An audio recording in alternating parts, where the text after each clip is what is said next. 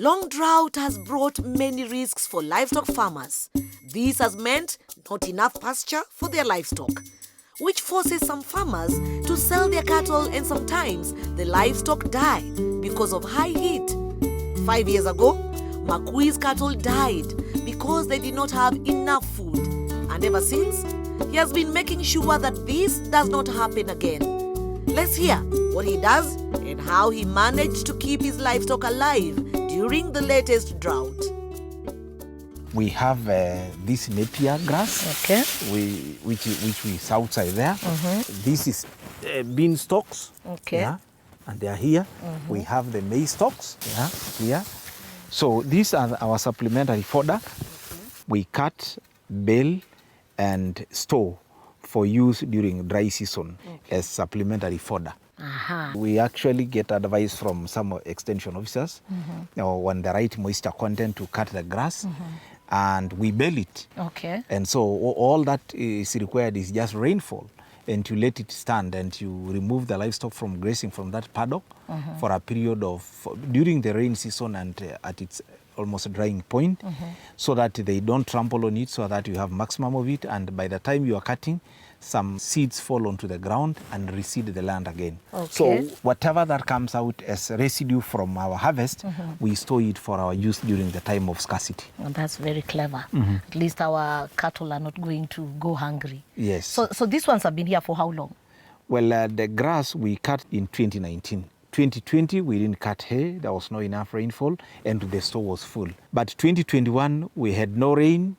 We didn't have enough rain. We used a lot of our hay to feed our livestock from August to November last year. So these have been here for quite some time. Yeah, this is supposed to be the third year when it's stored. Sometimes they last up to 6 years. And years. as long as you protect it from sunlight, you protect it from rain, you protect it from termites, then you are okay. We are sitting actually on a suspended floor, but very basic. We just use the poles, as you can see from the truss, and some of the timbers we cut from within our farm. All right. When is the right time to make the hay? You cut it when it doesn't collect dew from the environment in the morning. You know, when the grass is very wet and the moisture content is high, and you cut it, it will rot. So most often, because of that to avoid that kind of rotting, because sometimes it can increase levels of aflatoxin, we lay it on the ground for 2-3 days, then you bale it. Other than hay, what else does Mr. Makaui feed his livestock? We also do some other supplementation, like making our own feed. When it dries very much and the range is extremely dry and quality of grass is very low, we use what is called urea.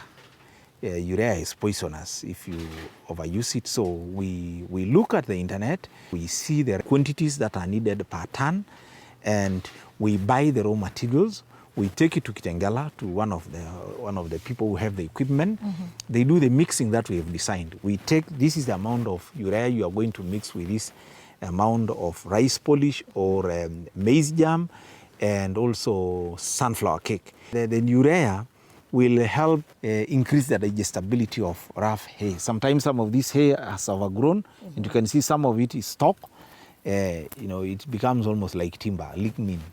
But because we use the urea, we increase its digestibility, and in the process, the system of the cow can generate protein that supplements its natural feed.